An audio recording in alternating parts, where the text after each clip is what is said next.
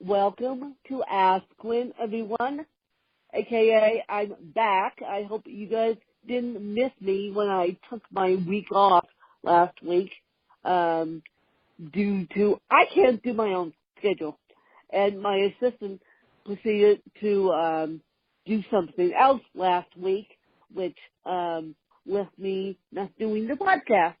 But if you have kids in the car, you may not want to listen to this podcast with Joshua just because we're going to be talking about his story, and it involves porn and sex and everything else. And he is the porn advocate because he hosts a website called Overcoming Porn Addiction, which is a real thing. Yes, it's a real thing. And there's also gaming addiction. Yes, that's a real thing. So I'm going to let Joshua take it away and explain more about his story. And yeah, as I said, if you have kids in the car, don't listen to this podcast with them. Listen to this podcast with headphones in your ears, please, because I don't want to get in trouble as the teacher talking about this subject, even though I think the sex ed classes need to be opened up to this. So enough of me rambling. I'm going to let Josh take it away. Well, first, let me say thank you very much for having me on your program, Wynn. I appreciate any time I'm allowed to speak to an audience, because I think that I am talking about a subject that a lot of people get embarrassed about. People who have to deal with it are very shamed by it and embarrassed, and they don't want to talk about it, but it's one of these things that needs to be out there. As you mentioned, my name is Joshua Shea. I am from the Central Maine area. And for most of my life, I was on two tracks. On one, I was an overachiever. By my mid-30s, I had started a very successful magazine, a lifestyle magazine in Central Maine. I was the founder of one of the largest film festivals in New England, and I'd also captured a seat on my local city council as a politician. So I was very well known and very well liked in my community. But secretly, going back to being a teenage kid, I was harboring two addictions. One was to pornography, and the other was to alcohol. And throughout my life, I was able to play these little roles of local politician or father or husband or magazine publisher very well. But when it got down to the fact that it was just me by myself, I didn't really like who I was. I couldn't even tell you why, but I really didn't like who I was. So I escaped into a world of pornography and soon became addicted. When life got too hard, I would turn to pornography. If I happened to be in crowds, I'd turn to alcohol. But if I was by myself, I turned to pornography. And that was, I managed to keep these two addictions fairly secret for about 20 years. Nobody really asked a lot of questions. I know people on the outside tend to know I drank a little too much, but they had no idea about the pornography. When my businesses back around 2012 started to show signs of failing, I didn't really know what to do. When things are going very well and you have a lot of money coming through the door, it's very easy to look like you're a successful business person. But our revenues kind of plateaued, but our expenses kept going up through 2012. And I eventually made the decision that I think set everything off for me, in that I decided to pull myself off of bipolar medication that I'd been on for about 10 years. I thought that I could tap into my manic side. I thought that I could get a couple more hours a day that I didn't have to sleep, where I could try to creatively save my businesses. Unfortunately, that plan completely backfired. What happened was that the alcohol and the porn absolutely exploded in my life. I stopped paying much attention to my businesses. I stopped paying attention to my wife and kids. My life really became about the pornography and the alcohol. Even though I still managed to hide it, it became about those two things. Things escalated to such a point where seeing movies on my computer or looking in a magazine wasn't enough for me anymore, so I actually made the jump over to chat rooms. And in these chat rooms, you're one-on-one with somebody, and I was able to convince many women to do things that they otherwise probably wouldn't have sexually. And about 3-4 months after I started doing this, we are now in the very early months, early March 2014. The Maine State Police, excuse me, the Maine State Police showed up at my door and said that one of those women who I'd spoken to online had actually been a teenage girl, and I was arrested. After I was arrested, I was brought to the county jail, and my wife bailed me out quickly. And when we got back to my house, the TV news vans were already there. For the next several days, my story was the top story in the local media in Maine. I made the decision to go to rehab for alcoholism because I hadn't even really thought about sex or porn addiction at that point. But I went off to California. I spent 10 weeks there working on my alcoholism, really came to accept I was an alcoholic and came to accept I had a porn addiction as well. When I returned to Maine, I began to research as much as I could, even though there's not a lot of stuff out there about porn addiction. I got into deep therapy. I got into group therapy. I went to 12-step groups, and I learned as much as I could about pornography.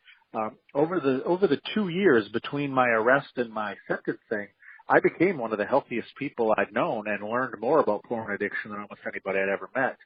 When I went off to jail 2 years after I was first arrested, I was there about 6 months, and I decided instead of wasting my time, I wanted to do something constructive. So with a pen and with a pencil and a couple notebooks, I ended up writing a book about my descent into porn addiction because I wanted to share two things with people. And it's two things when I go on shows like yours that I really try to have people walk away with. Number one, there is no stereotypical porn addict. I know we have pictures of 19-year-old guys with no friends who live in their mom's basement and have never kissed a girl in real life. Well, that's not a porn addict. That may be a porn addict, but in my travels, I have met men and women, young, old, rich, poor, white, black, Mexican, Asian. Every type of person you can imagine has the possibility of being a porn addict. The second reason I wrote the book was for porn addicts themselves, those who are in the much earlier stages than I was. Those who maybe are in the ongoing stages and have just kind of kept it going for years like I did. For 99.5% of my addiction, I never would have done something as stupid as to go into a chat room and leave myself open like I did to talk to a teenager. But my addiction got to the point that I did that. And what I want people to know who might be listening that have porn addiction is that if I can reach that point, you can reach that point. You do reach a point where you're not in full control of yourself. I let myself get there. I don't make excuses for my behavior. I deserve to serve 6 months in jail like I did because you can't get away with what I did. You shouldn't get away with what I did. But you also can't avoid getting to that point if you're a porn addict. So please, if you are a porn addict, seek help. And right now, I got out of jail 2 years ago, and my book came out about 6 months ago, and now I go to libraries, church groups, I come on shows like yours, and I try to spread the message and of education with porn addiction, because if we don't start doing this, we're going to be in some real trouble looking at statistics. Yes. And even though I am a teacher, I know that unfortunately these kids and teachers I had a teacher that unfortunately used his school laptop to do the same thing that you were doing. And that's a no-no. That's a number. Right. And they found out. And he got arrested and lost his job. But, so that's why I'm saying that these sex ed classes need to go a little bit further than they do. Because you never know. These kids may be coming home and doing their homework and then, and then just opening up the computer or opening up a totally separate computer and looking at porn sites and figuring that out and, Absolutely. And I'll tell you, the average age that a child sees hardcore pornography for the first time now is 10 years old. And if you look at men between the ages of 18 and 30 years old, 34% believe that they either are addicted to or have a problem with pornography. That's 1 in 3 men under 30 who think they have an issue with pornography. So we're clearly not dealing with this with our children.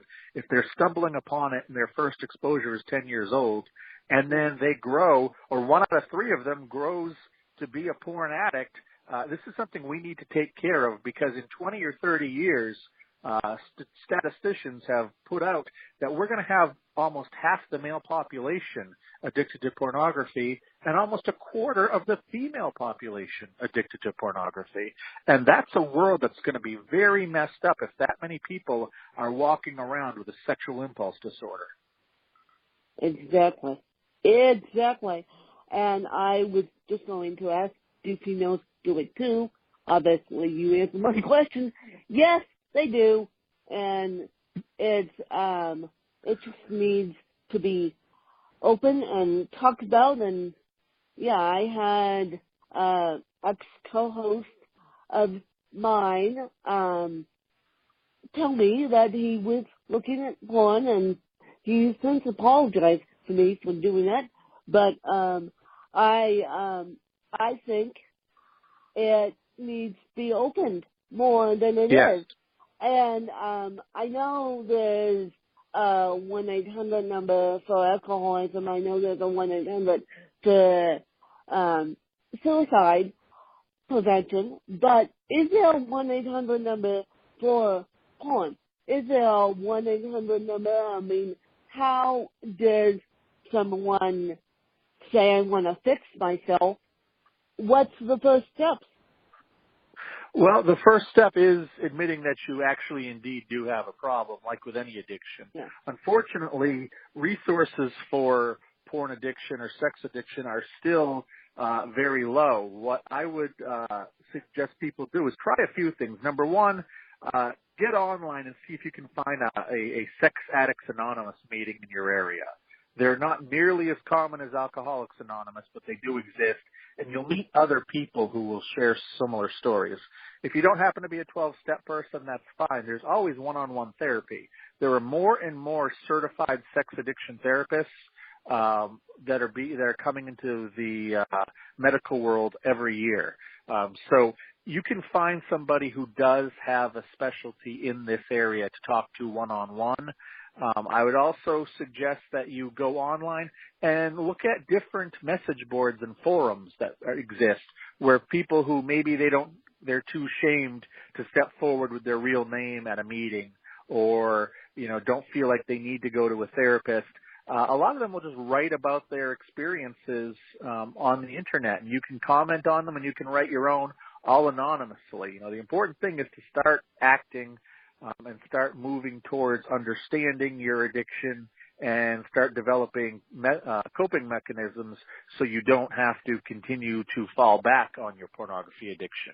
If people are looking for any of these kinds of links, you mentioned that I have a website.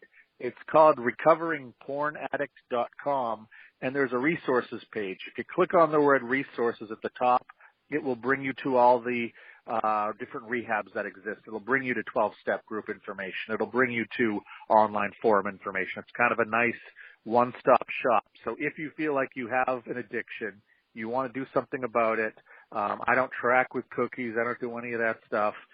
Just go visit my website, recoveringpornaddict.com. click on the resources button, and you'll find something there that will help educate you, and maybe some kind of outreach that you can attend or meet other people who have this, because you really need the strength of others to get through this. And this really needs to stop. I mean, teachers are doing it, and people in my life are doing it, and the ex-co-host of a podcast is doing it. It really needs to stop, because and that's just who you know. Average people will do this, and it's not cool. Well, no, it's like any other addiction. I mean, that's the thing, is that addiction is addiction. I understand that, heroin will do other things to your body. But if you look at gambling addiction or drug addiction or alcoholism or sex addiction, porn addiction, food addiction, the same brain chemistry is happening in your head. You're flooding what are your dopamine receptors, and that's your pleasure sensation. So you keep doing this early on because it feels good. People talk about it feels good to use drugs early on. It feels good to use pornography early on. But you get to a point where you need more and more, and it has to be more extreme. And, in the case of alcohol, beer becomes wine, becomes whiskey and shots. With pornography, a magazine becomes a video, becomes a chat room. You just keep escalating upward because you need to keep hitting those dopamine receptors. And what you're actually doing, and brain scans have shown this, you're actually basically frying your brain as you get more and more into addiction. And that's why you need to take care of this as quickly as you can, because, addiction, much like Alzheimer's, much like dementia, is actually a degenerative condition that you need to take care of as soon as possible. Well, I am happy that we have advocates out there like yourself. And my last question, and then we're going to flip it, you guys, so Josh can interview me.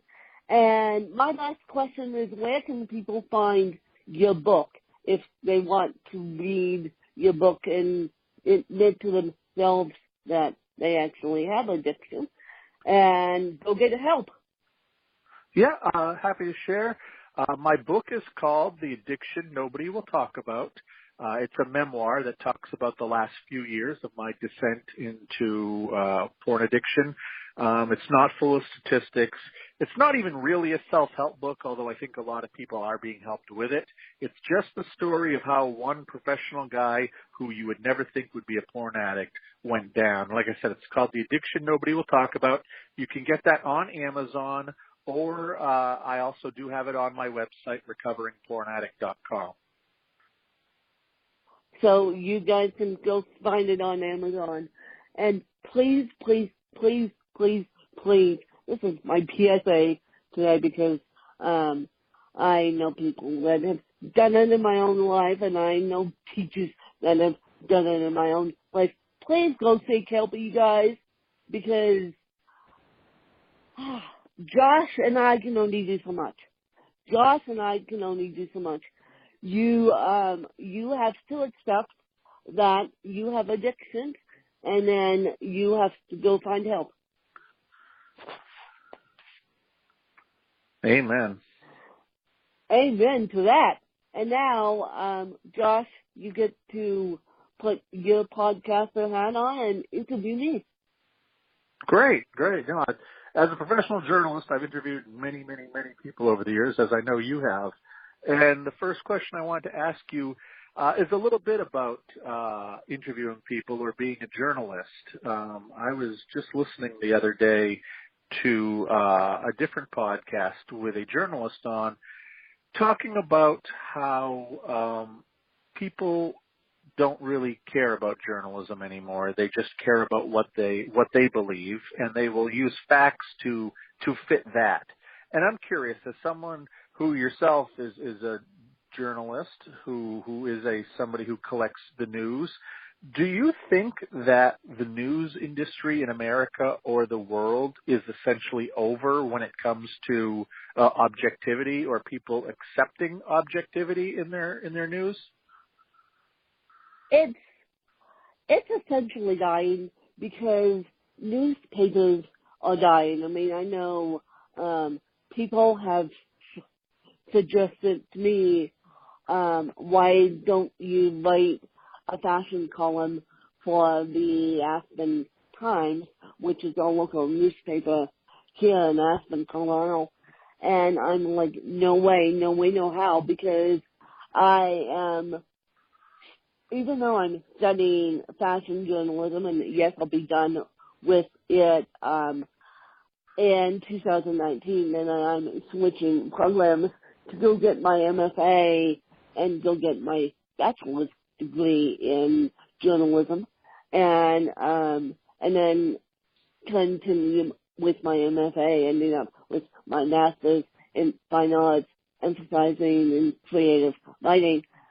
And because newspaper journalism is dying, and because someone in the political sphere is calling every newspaper journalism knowing demand, fake news, and it's not me, you can quickly figure that one out, who that is.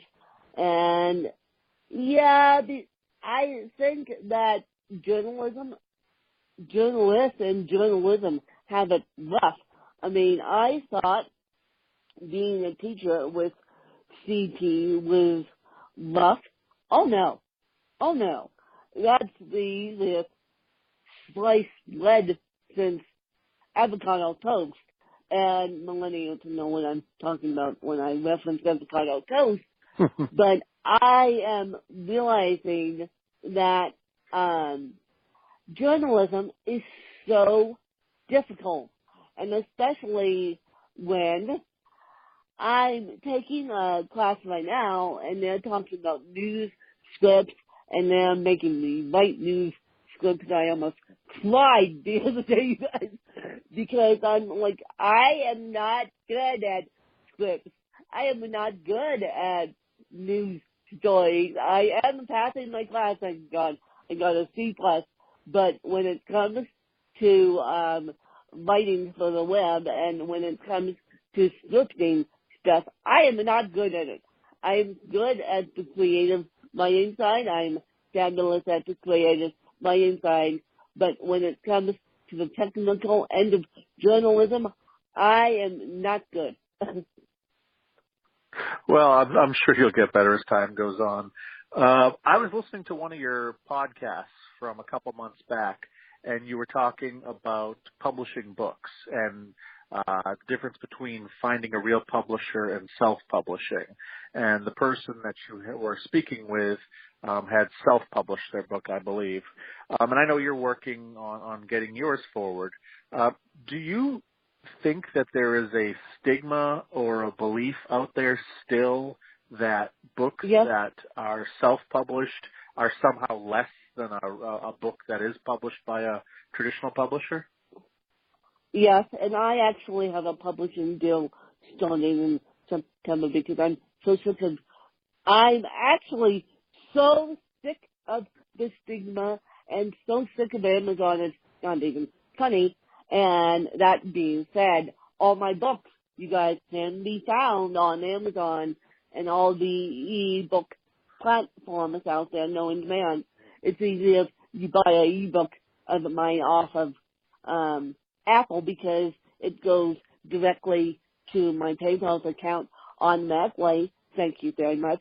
Whereas Amazon is now waiting to pay me 30 days out, and with the stigma of self-publishing, which we still have, I get kicked in the vagina every single day about self-publishing, and I'm sorry to be graphic, but since we talked about porn at the top of this call, I might as well give you the true picture of what a self-publisher has to go through, because people don't believe that my books are really published. They know I self-published it, but at the same time, there's still a stigma. What do you think? Do you think there's any way to get beyond that, or it's just going to be something that takes years eventually people will not care?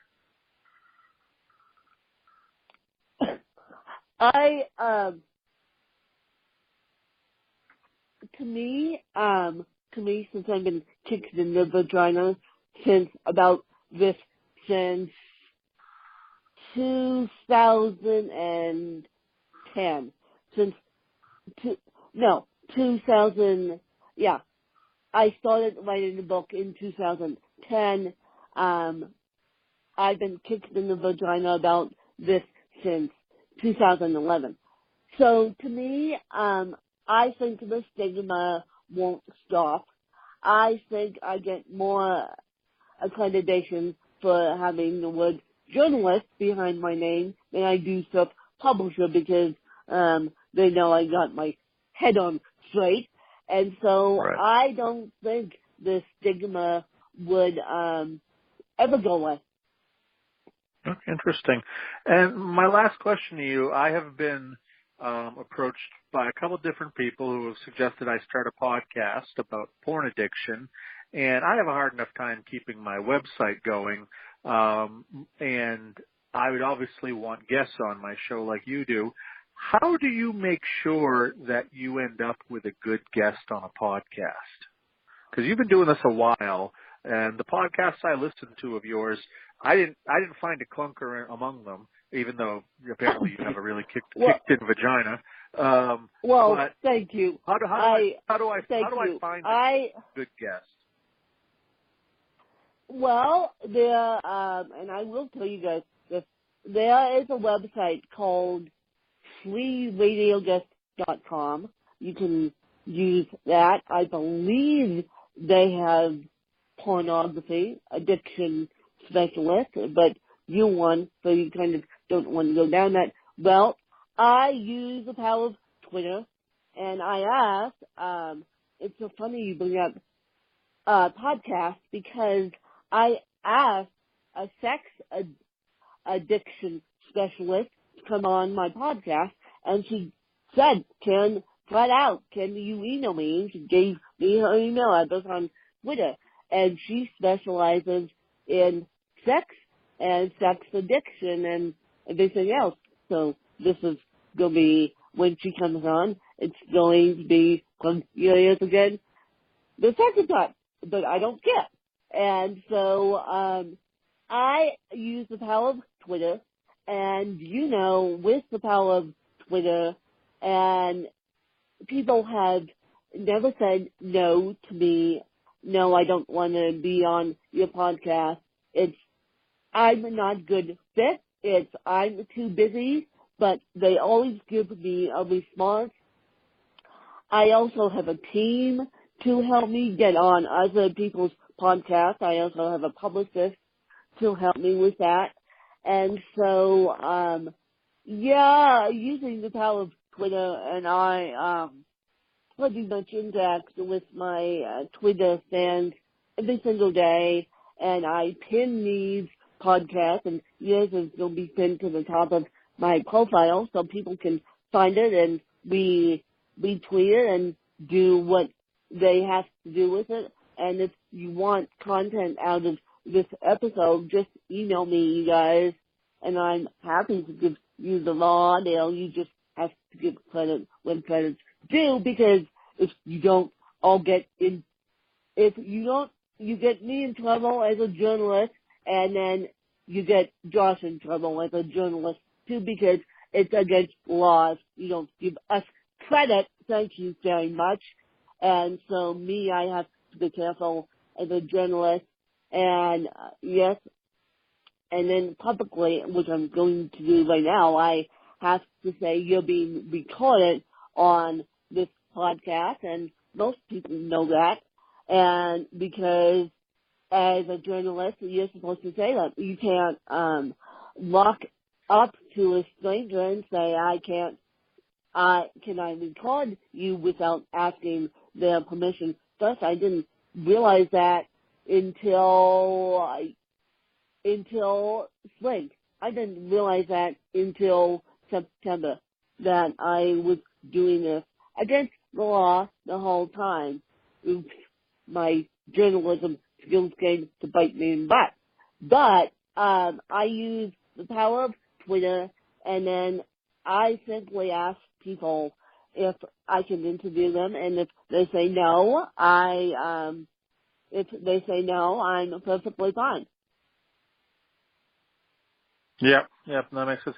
Now, are there ever interviews that you do where in the middle of them you feel like, you made a mistake with a certain guest, that they just don't talk, they're just not good at this kind of stuff? Yeah. And how do you deal with that? Yes.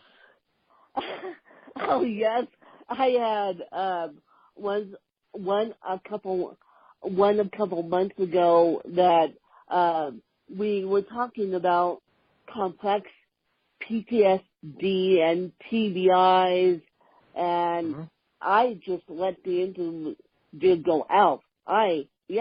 Because we were talking about mental health issues, and as you guys know, Anthony Bourdain and Kate Spade both committed suicide, so that's why I let that interview fly. But the interviewee said, I didn't do a fair good job. This is my first interview. You made me look bad. And I said to her, well, I'll coach you because you need to, when a journalist asks you about complex PTSD, she goes, I don't know what I'm talking about. She said, I don't know what I'm talking about. And I apologized to her, and I'll apologize to her again publicly, that I didn't do enough research on PTSD and complex PTSD before the interview. Oops. Again, my journalistic skills come back to bite me in the butt. But 9 times out of 10, I make my listeners listen to the podcast. I do that myself before I jump on someone else's podcast, just so they understand the flow and they understand what you'll be talking about. In your case, you'll be talking about a niche subject, porn addiction, and you might bring on a therapist, but because your niche is huge, but it's not talked about in the way it should be in an educational sense, you may want to have people listen to your podcast just so they understand your story and just so they understand the flow of your podcast. Yeah.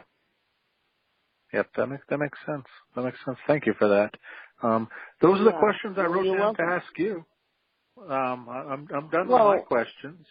It was wonderful having you on, and I hope that we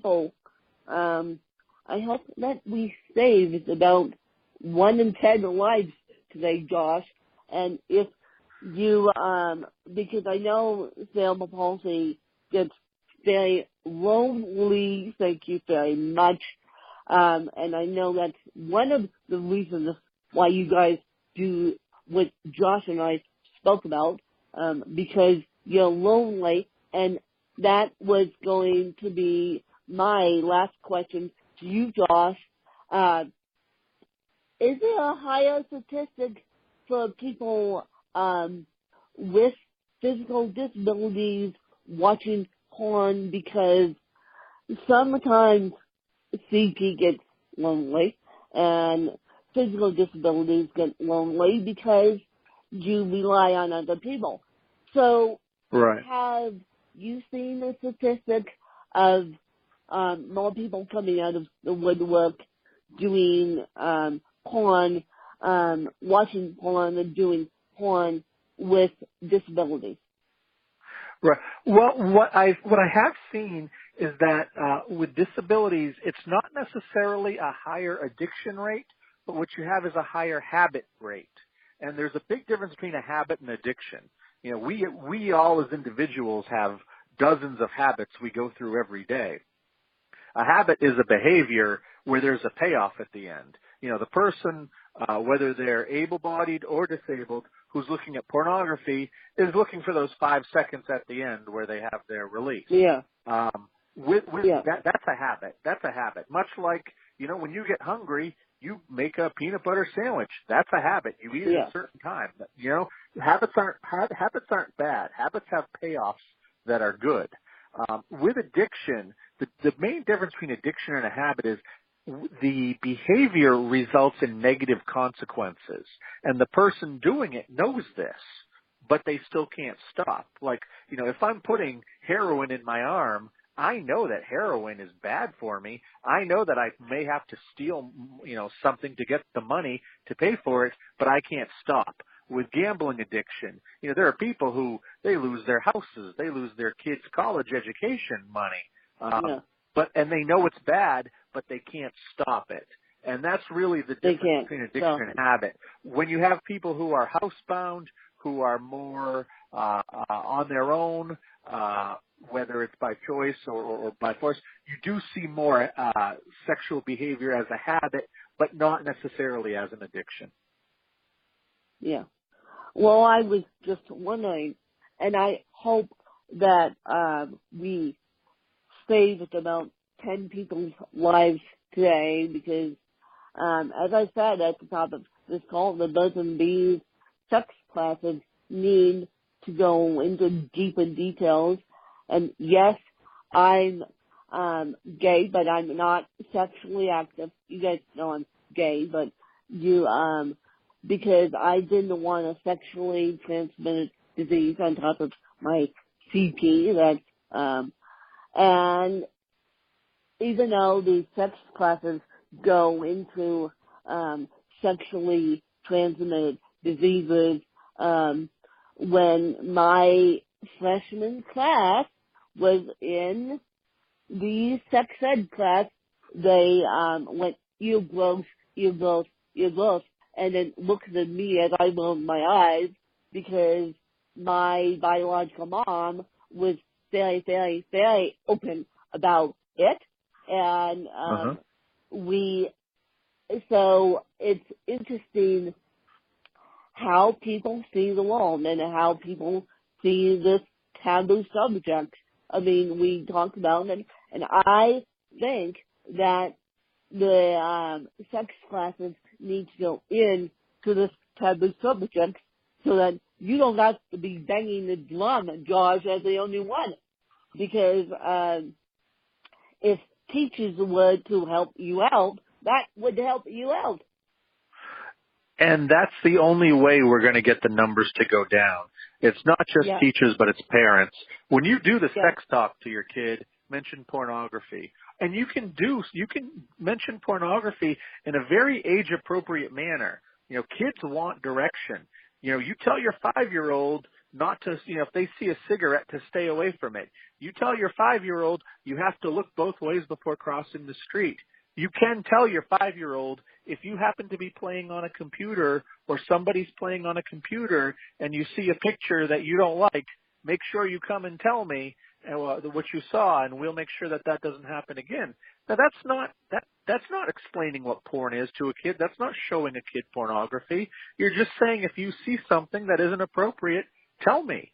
And that's the way we need to deal with kids. Age-appropriate conversations, but we can't pretend that pornography doesn't exist, because we're no longer living in a world where, well, will my kids see pornography? We live in a world where it's a matter of when your kid will see pornography. Yes. And you've got to get to them before that. And that being said, the teacher that got caught with pornography and Aspen High School was a Dharma teacher, and he had kids in his classroom all the time. And I won't be surprised if those kids saw it. I know he had one disabled friend of mine, and I won't be surprised if the disabled friend of mine who's in a wheelchair saw it, because my disabled friend who's in a wheelchair really loved acting, and when I found out that this person was caught. I'm like, yay! I'm not surprised the kids didn't see it because Josh is right. It's not about how, it's about when. Yeah, absolutely, absolutely. And that's the thing It's is about that when. we need we need to get over the fact that, yes, we don't like to talk about sex as a society. We like to pretend that nobody looks at pornography, but we can't pretend about what's actually happening anymore. The Internet has brought a world of pornography into every one of our houses. It has brought a world of pornography into almost all of our phones, and we need to be educated. I'm not trying to end the pornography industry. That would be silly. I'm just trying to say that we need to be more educated. We need to understand what can happen. Right now, if you talk to some therapists, as I talk to all the time, they'll tell you that among teenage boys, 17, 18, 19, one of the biggest health issues they have is called porn-induced erectile dysfunction. And basically that just means that they cannot perform with their girlfriends. They need pornography to be playing on a TV or a computer screen to be able to perform sexually with their girlfriend because they have flooded their dopamine receptors to the point that the real life regular stuff doesn't do it for them anymore. Isn't that interesting? That's why I am the unconventional teacher, and I want to bang a different drum about cerebral palsy and about the birds and the bees in a different way, because I think I know, and my sex ed teacher said to me, well, Lynn, you're fairly strong when it comes to this. Why are you? And I literally said to her, and she knew my mom too, I said, my mom was open and honest about this stuff with me. It's like she did not send me to a sex ed class and expect you to teach me all about it. And that's what we need more parents to do if we're going to get to a healthier place. Yeah. Hello? Yeah, hello? That's what we need, open and honest, and starting at the preschool level. Thank you very much. Because, absolutely. preschoolers like to masturbate and touch themselves all day long, self-exploration. And I hate to be TMI here, but they do. They do. I saw it for 11 years with my own eyes. And so it's not common. It's very common to see that in the preschool classroom.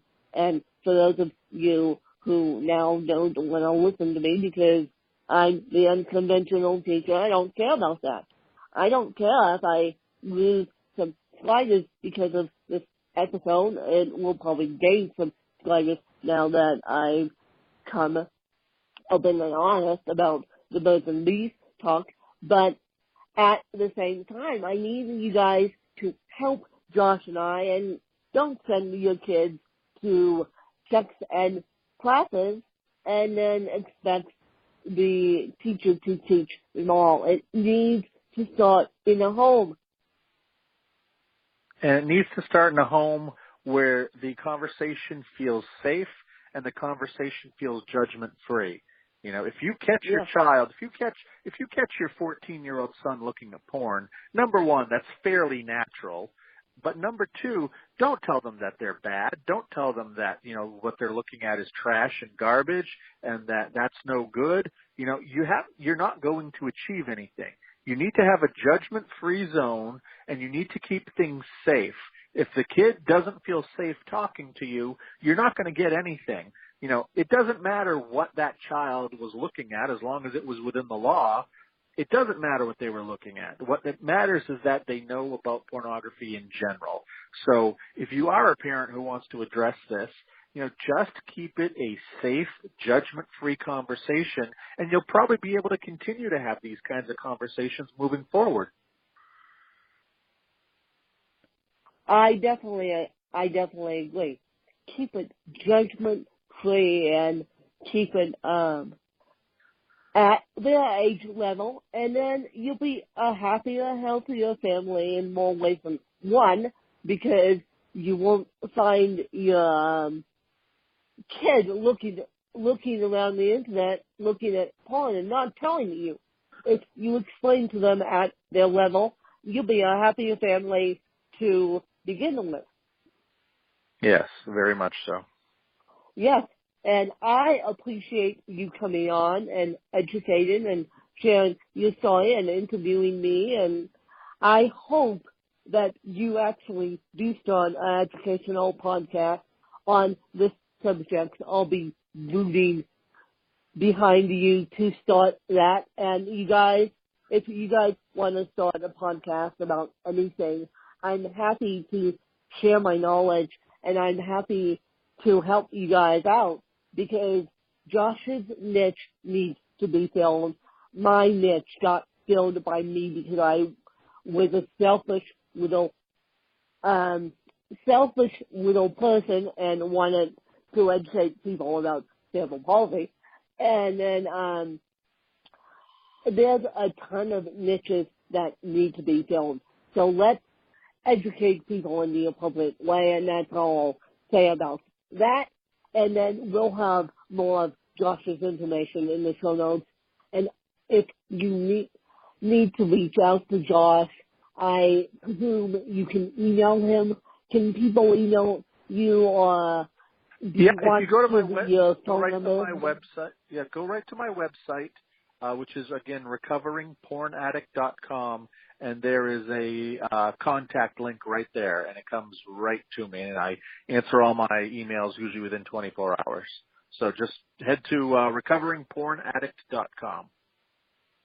Well, and then I will keep tabs on Josh's podcast, and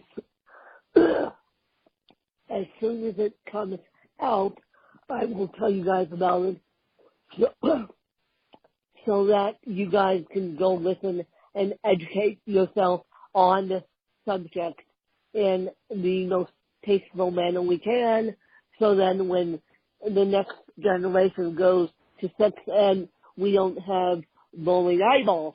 We understand what's going on in the world of sex, and I hate to be the bearer of bad news, but this is the way I'm on, the unconventional teacher, even though I teach at a traditional private school, but I am so open and honest and accepting with my own body that this is the way I roll, and I hope you guys like the way I roll.